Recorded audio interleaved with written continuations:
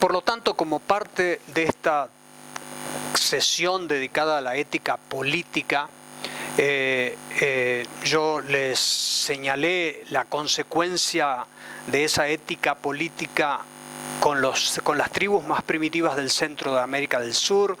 Les señalé las consecuencias prácticas que tuvo en la generación de otro proyecto geopolítico que es la Unión Europea. Ahora quiero mencionarles la consecuencia que tuvo durante la Segunda Guerra Mundial a la hora de cuestionar una de las ideas políticas más totalitarias que han existido y las que más perversas han sido en la historia de Occidente, el nacionalsocialismo.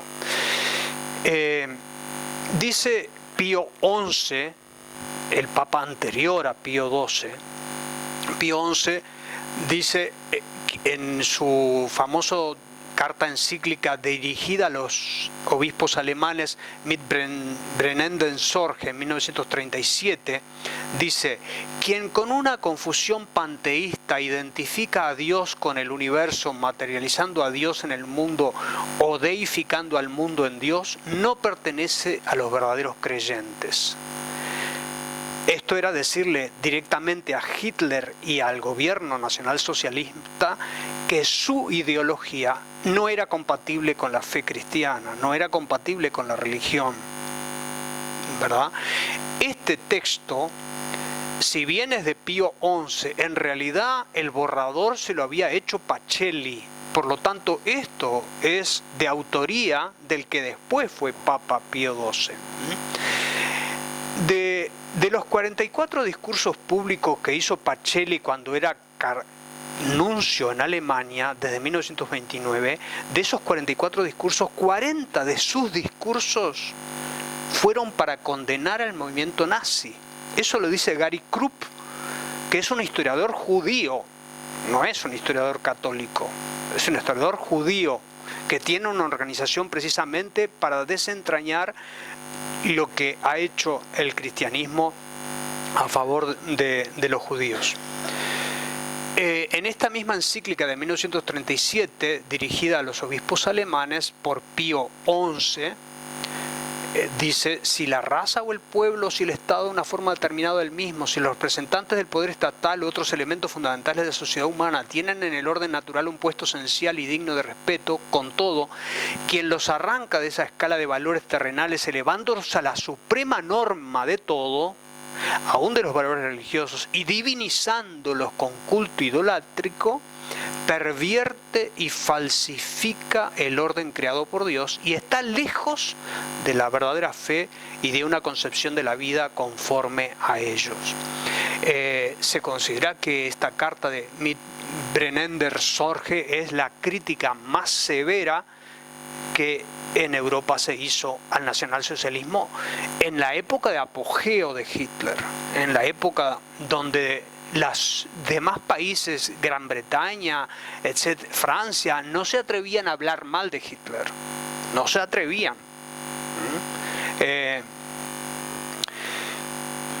La encíclica dice un escrito que se descubrió en estos últimos años, un escrito de la Gestapo en Münster, dice: la encíclica contiene ataques de alta traición contra el Estado Nacional Socialista y por tanto puede poner en peligro el orden público y la seguridad del Estado. Los nazis fueron claramente conscientes que su enemigo era el Papa, no era su aliado. Este es un libro de un español reciente donde habla de cristianos contra Hitler y tiene una cantidad de recensiones, lo tengo si quieren algún día leerlos, una cantidad de laicos muy comprometidos en contra de Hitler, muchos de ellos asesinados por la misma Gestapo. El catolicismo, por lo tanto, resultó para el nazismo ser su principal enemigo. En los altos mandos alemanes se decía: ahora hay que luchar contra los enemigos exteriores, británicos, los aliados. Después les tocará el turno a los del interior, a la Iglesia. Los nazis tenían muy claro, había que destrozar la iglesia.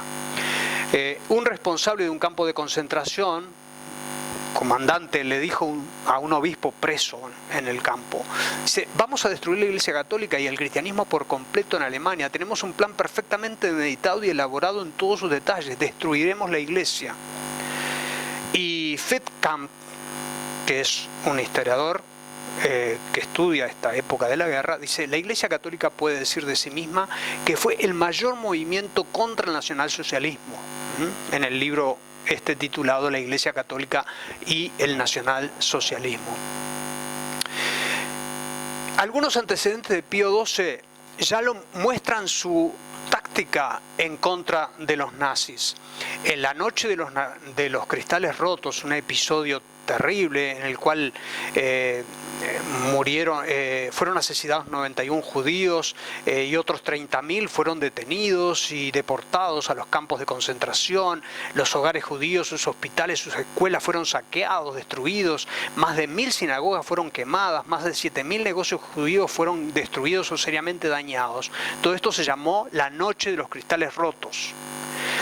Cuando Pío XII era secretario de Estado, todavía era cardenal Pacelli, él toma la iniciativa de enviar telex a las nunciaturas del mundo entero, del mundo no nazi, claro, para que y a los 61 arzobispos del mundo, pidiendo 200.000 visados para los judíos, a los que llaman no arias. Es decir, él como secretario de Estado empieza inmediatamente a buscar que los gobiernos del mundo le proporcionen visados para poder ayudar a escapar a los judíos perseguidos. Cuando es escogido papa, Pío XII ya deja de ser cardenal Pacelli. El Time, que es la revista norteamericana más famosa, lo pone en la portada de ese año como el personaje, ¿no? El primer discurso que él hace en presencia de algunos amigos y familiares y de judíos de Roma, que él era amigo de judíos de Roma, fíjense el párrafo que Pío XII escoge como primer discurso. Es el mismo que yo le cité antes, de lo que él escribió para Pío XI. Todo aquel que exalte la raza y el pueblo o el Estado, o una forma de Estado en particular, o los depositarios del poder, ya les leí esto, ¿no? Al nivel de la idolatría, distorsiona y pervierte el orden del mundo, etcétera, etcétera. Es decir, que escoge para ese discurso el meollo de la más severa crítica de esta idolatría. De alguna manera está considerando que el nacionalsocialismo es una ideología idolátrica, una ideología perversa, incompatible por completo con la fe cristiana. Por eso es que los nazis persiguieron a 10.300 sacerdotes católicos, arrasaron con 1/3 del clero de Alemania. En el campo de concentración de Dachau estuvieron presos 2.579 sacerdotes, entre ellos fueron asesinados 451 sacerdotes polacos, después de que los sometieron a todo tipo de torturas y tratos degradantes. Normalmente se habla de las barbaridades hechas contra los judíos, pero no se habla de las barbaridades hechas contra los sacerdotes católicos. Ahí están las 3 coronas, ¿ven? Esto es la tiara. Pío XII, como parte de ese intento de contrarrestar el nazismo, los obispos alemanes le piden por favor que no haga declaraciones públicas, porque cada vez que hace declaraciones públicas empiezan las represalias con el pueblo sencillo y con los líderes sociales y políticos de las bases en Alemania. Le piden por favor que no haga declaraciones públicas para evitar las represalias de los nazis. Entonces busca la estrategia de una ayuda efectiva por debajo, ¿no? Esa petición de que él no hable es una petición que le hacen los mismos obispos alemanes que estaban con el pueblo alemán. La red San Rafael de los Palotinos, aquí hay gente que está vinculada a los palotinos. Ellos ayudaban a escapar de Alemania a los judíos pasando por Italia hasta Suiza y Portugal. Esta red tenía sacerdotes colaboradores en 4 países. El que dirigía esta red clandestina era el padre Kenternich, el fundador del movimiento de Schoenstatt. Por eso es que los nazis destruyen la capilla de Schoenstatt, la madre, y hubo que reconstruir posterior a la guerra hubo que reconstruir conociendo la capilla que está en Nueva Helvecia, que era de las primeras que se había hecho. Pero ¿por qué destruyen los nazis? Porque Kenternich era un claro opositor a los nazis. En Roma, la red secreta de San Rafael contaba con 12 sacerdotes de su servicio, y uno de los servicios especiales era entregarles pasaportes falsos y dinero para poder huir. Y era la Secretaría de Estado del Vaticano la que les conseguía los pasaportes. Ante la invasión de Polonia, cuando ya Hitler ya empieza la guerra, porque la guerra empieza con la invasión de Polonia, ¿no?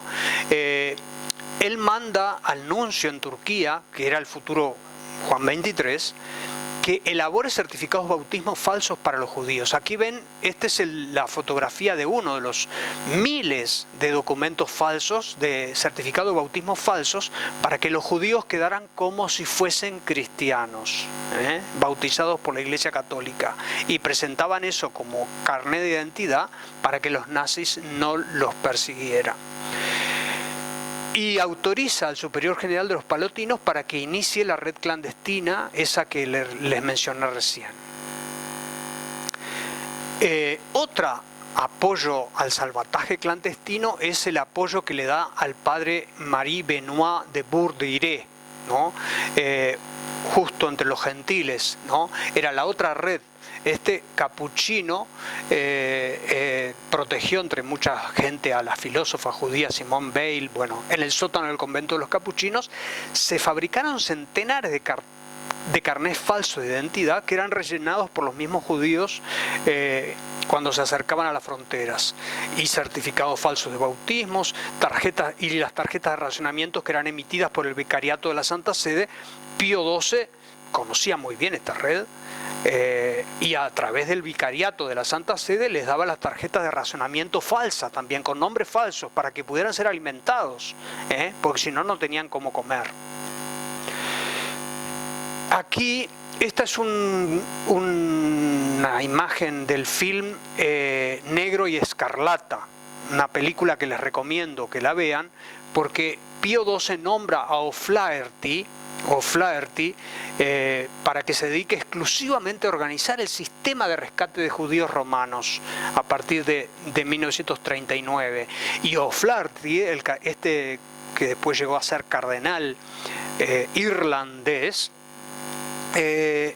se ocupó de organizar el ocultamiento de judíos en los conventos y los abastecía con camiones que llevaban todo el camión envuelto en la bandera vaticana para que los nazis no los bombardearan, los aliados no los bombardearan y los nazis tampoco, ¿no?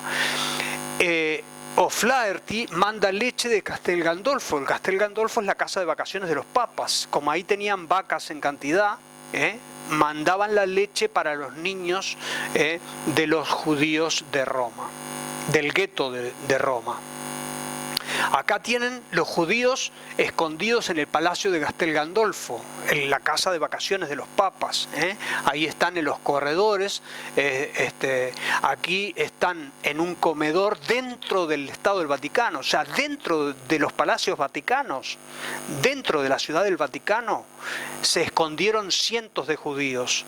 Este era un comedor de judíos escondidos dentro de los palacios vaticanos. Los niños judíos a ciertas horas del día se les permitía salir a jugar a los jardines vaticanos. El Papa a veces iba a charlar con los niños. La hermana Pascalina, secretaria privada del Papa Pío XII, tenía autorización para sacar dinero de la cuenta privada del Papa para comprarle pañales y demás implementos especiales para esos niños judíos que estaban dentro de los palacios vaticanos. En la casa de vacaciones de los papas en Castel Gandolfo fue convertida en hogar de 5.000 judíos perseguidos. Es un pueblo entero. 5.000 judíos. En el mismo dormitorio del Papa, en su propia cama, nacieron 42 niños judíos, porque el dormitorio del Papa se convirtió en sala de partos. Y ahí nacieron 42 niños judíos. Eran alimentados por las raciones portadas por los camiones que el cardenal Montini, futuro Papa Pablo VI, les hacía llegar desde Roma. Acá tienen fotos de algunos judíos ocultados en los conventos de Roma. En Italia el Papa manda una circular en la que invita a todas las congregaciones religiosas. El video que les voy a mostrar la vez que viene va a mostrar a una de las congregaciones religiosas donde se ocultaron judíos, y es muy interesante todo lo que no les voy a contar, pero en fin, les voy a mostrar la próxima vez, ¿no? Cumpliendo la orden de que las congregaciones religiosas ocultaran a judíos en sus propias casas, en los conventos de clausura, entre ellos Asís.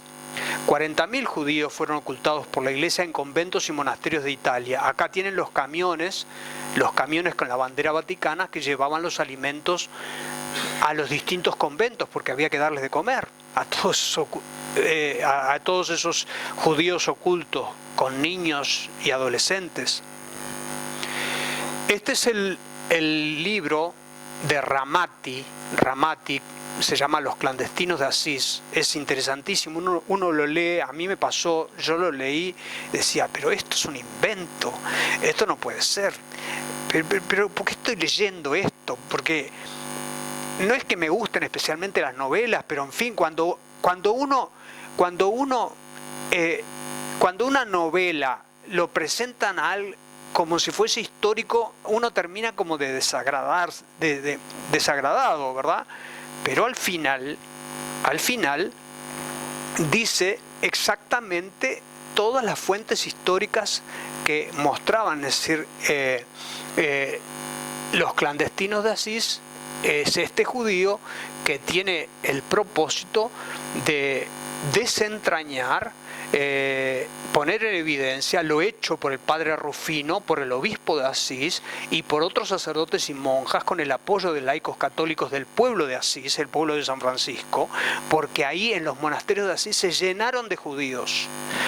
Dicho sea de paso, el comandante alemán de Asís sabía eso, pero era un comandante nazi católico, y él supo eso, pero no quiso nunca invadir los monasterios, hizo como la vista gorda. Bueno, es una historia muy interesante, ¿no? La de ese comandante de la Gestapo nazi. No solo escondieron a cientos de judíos, sino que tenían uno de los mejores laboratorios de falsificación de pasaportes para entregar a los judíos. Y después de la guerra, el padre Rufino, el padre Nicasio y el obispo de Asís recibieron el título de gentiles justos, que es el máximo honor que da el Estado de Israel a los que hicieron algo por los judíos, ¿no? Aquí ven el Papa Pío XII con... ¿Quién es este? A ver si lo logran ver. Este es el secretario de Estado, Pablo VI. Es el futuro Papa Pablo VI, que fue secretario de Estado. Y Pablo VI era el encargado de coordinar todos esos esfuerzos de salvataje de judíos. Estaba al frente del servicio de ayuda a los refugiados de la Santa Sede durante la guerra, y en agradecimiento a sus acciones, los judíos de Roma, quisieron darle al Papa un premio de homenaje, y él lo rechazó, diciendo: yo actué como era mi deber y no merezco ninguna medalla. Pero él era el encargado de coordinar todas esas acciones. Aquí les muestro, por lo tanto, junto con su equipo de la curia, el Papa Pío XII sentado, y Pablo VI. Solo en Roma la Iglesia salvó 4.447 judíos, solo en Roma. Aquí tenemos a un famoso nuncio, Soferrino, que murió hace 3 o 4 años atrás. Este nuncio jugó un papel muy importante porque 2 veces al año él mandaba telegramas cifrados a la República Dominicana para obtener que la República Dominicana les mandara visados falsos. ¿Para qué? Para que la Santa Sede le diera a los judíos. Y gracias a la República Dominicana se pudieron salir de Italia en total 11.000 judíos. Al gobierno brasilero, el Papa Pío XII le pidió que aceptara 3.000 deportados judíos. Y hoy se sabe que la Santa Sede expidió cientos de miles de certificados de bautismo, como ya les dije antes. Aquí tenemos el libro de Rieblin, La Iglesia de Espías. Es un libro grueso, como de 500 páginas. Es un periodista británico.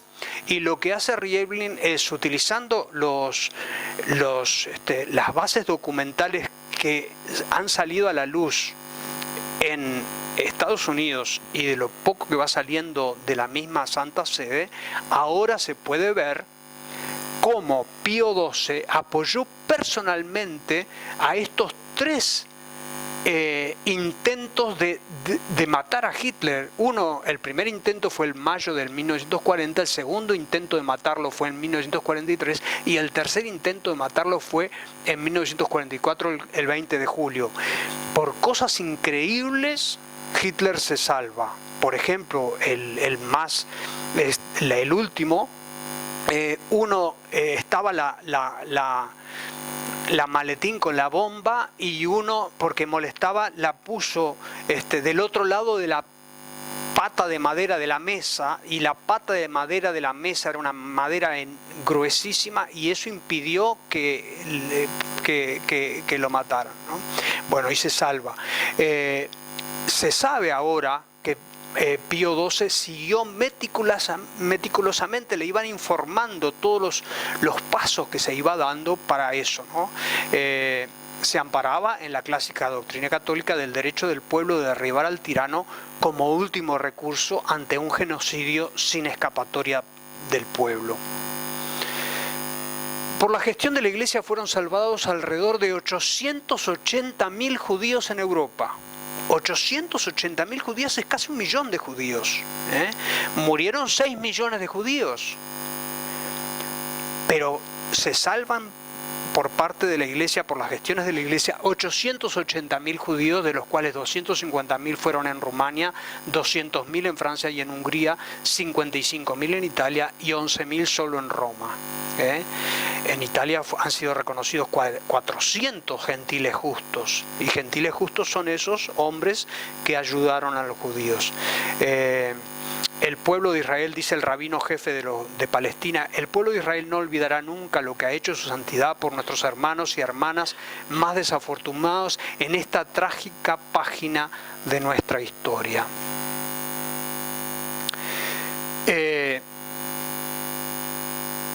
Como en todos los países bajo ocupación alemana, los sacerdotes jugaron un papel extremadamente importante cuando se trataba de rescatar judíos. Eso dice Gilbert en un libro grueso, que también lo tengo, que se llama Los Justos, donde él va mostrando todos los justos que han habido en cada país. Y en la página 330 dice, en todos los países los sacerdotes jugaron un rol extremadamente importante cuando se trataba de rescatar judíos. Es el reconocimiento de Gilbert, un judío. Y dice además, cada uno de nuestros salvadores no obtenía ningún beneficio material de sus actos. Ellos, los salvadores, se convertían en héroes solo por motivos humanitarios. No intentaban nunca convertirnos, por ejemplo. Cuando guardaban a niños judíos, no los intentaban bautizar. No los intentaban presionar para que tomaran otra ley, ¿no? Es una periodista norteamericana que escribió un libro, acá tienen la tapa, que se llama It Happened in Italy, que muestra la colaboración del pueblo italiano para proteger judíos. Ya estoy en los últimos minutos, discúlpenme, quizás termine 5 o 10 minutos más tarde de la y media, como es la tradición, pero creo que vale la pena terminar esto, ¿no? Está muy documentada la resistencia que las mismas autoridades militares italianas tuvieron para colaborar con Hitler en cuanto a la persecución de los judíos. Hitler estaba furioso con las autoridades italianas porque veía que las autoridades italianas no colaboraban con él como él quería. El informe de la Gestapo romano a la de Berlín decía: la actitud de la población italiana equivale a una forma de resistencia pasiva que bien frecuentemente se convierte en resistencia activa. El pueblo italiano era católico casi en el 95%. Es lógico esta resistencia y los nazis lo encontraron claramente, ¿no? Acá ven escenas. Estas escenas, fíjense, acá están tocando guitarra, tocando instrumentos musicales, cornetas, etcétera, etcétera. Acá está una reunión y acá una foto. Esto es dentro de un campo de concentración italiano. Dentro de un campo de concentración italiano. Porque ellos mismos dicen, los campos de concentración italianas eran casi como en un hotel. Acá organizaron una orquesta, acá hacen reuniones plenarias donde toman las decisiones que afectan a la convivencia de todos. Además están vestidos, fíjense que con traje y corbata. Con traje y corbata. Acá están todos juntos. Acá ustedes ven a alguien que está... incluso hay un militar italiano acá, al que se sacan al militar con la foto junto con ellos. En los campos no abusaban de nosotros, nos trataban con respeto, usábamos nuestras propias ropas y no nos estampaban una estrella judía. No eran campos de muerte, los italianos no mataron a nadie en los campos. Esa fue la diferencia. En comparación con los campos alemanes, los italianos eran como hoteles. Podíamos hacer lo que queríamos durante el día. Para pasar el tiempo jugábamos a las cartas, paseábamos por el pequeño pueblito, leíamos libros o jugábamos fútbol en el campo de las afueras del pueblito. Podían salir del campo. Aún formábamos nuestra pequeña orquesta y tocábamos para los vecinos del pueblo. La política italiana era mantener juntas a las familias durante el tiempo de internación. Ahí ven, un conjunto de niños con el maestro que les daba clase dentro del campo. En Ferramonti ellos vivían junto a la gente del pueblo y tenían que presentarse a la policía una vez al día. Era como arresto domiciliario. A diferencia de los otros países aliados de Hitler, los italianos no deportaban judíos a los campos alemanes. Ahí tienen una sinagoga dentro del campo de concentración, con autoridad. Digo, con permiso de las autoridades italianas. Una sinagoga dentro del campo de concentración de Ferramonti.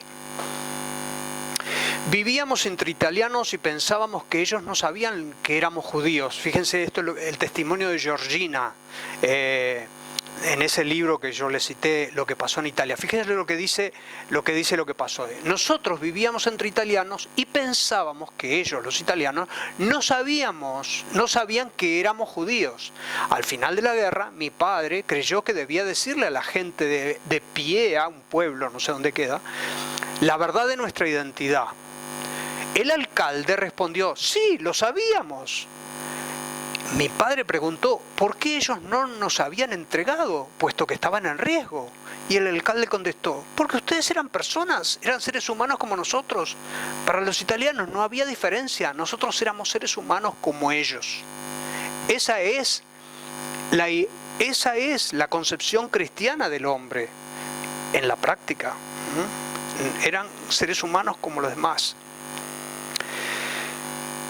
Bueno, finalmente, después de la guerra, Pío XII eleva a cardenal, y eso es un acto de reconocimiento a Clemens von Galen, que es el obispo de Münster, llamado el León de Münster, porque fue el obispo más opuesto a los nazis. Y el Papa Pío XII lo hace cardenal. Y después fue beatificado en el 2005. Dice este historiador alemán, Hassemann, en un libro que se llama Pío XII, el Papa que se opuso a Hitler. Fíjense lo que dice, interesante, ¿no? Mientras tanto, las potencias beligerantes, Inglaterra, Estados Unidos, no hicieron nada para impedir la Shoah. Muchos estados, entre los cuales Suiza y Estados Unidos, rechazaron a los refugiados judíos hasta el punto de reenviarlos a Alemania, donde tomarían el camino de las cámaras de gas. Hasta que la aviación aliada no hubiese sobrevolado Auschwitz en agosto del 44, tomando fotografías detalladas de los hornos crematorios, no se tomó la molestia de bombardear las líneas ferroviarias que eran utilizadas por los transportes. No lo hicieron. Y en esas líneas ferroviarias iban los judíos a los campos de concentración. El Papa callaba para poder actuar libremente. El mundo cayó para legitimar su propia inacción. Sin embargo, ha habido una violenta campaña contra el silencio de Pío XII, pero nadie ha protestado contra el silencio de Roosevelt, de Churchill, de Stalin y ni siquiera contra el de la Cruz Roja, también ella en la misma situación del Papa. La Cruz Roja nunca denunció nada. Ni los ingleses ni americanos tomaron la palabra a favor de los judíos, pero en 1942 era evidente el propósito nazi de exterminar a los judíos. Y termino diciendo esta frase de Gary Krupp, fundador de la Pave the Way Foundation para el diálogo interreligioso en este año, abril 2019, dice: la difamación contra Pacelli privó a la comunidad judía de la dignidad de expresar un agradecimiento al único líder religioso que actuó para salvar a más judíos que todos los líderes religiosos y políticos de la época. Esto es para mí una responsabilidad judía, decirlo, ¿no? Y bueno, termino la frase con una frase de Einstein, todos conocemos, el físico de la teoría de la relatividad, y dice así Einstein, y con esto pondremos fin a la sesión de hoy: siendo un amante de la libertad, cuando llegó la revolución nazi a Alemania, miré con desconfianza a las universidades, sabiendo que siempre se habían vanagloriado de su devoción por la causa de la verdad. Miré con confianza, no con desconfianza. Pero las universidades fueron acalladas. Entonces miré a los grandes editores de periódicos que en ardientes editoriales proclamaban su amor por la libertad. También ellos, como las universidades, fueron reducidos al silencio, ahogados a la vuelta de pocas semanas. Solo la Iglesia permaneció de pie y firme para hacer frente a las campañas de Hitler para suprimir la verdad. Antes no había sentido ningún interés personal en la Iglesia, pero ahora siento por ella un gran afecto y admiración, porque solo la Iglesia ha tenido la valentía y la obstinación de sostener la verdad intelectual y la libertad moral. Debo confesar que lo que antes despreciaba, ahora lo alabo incondicionalmente. Muy bien, buenas noches.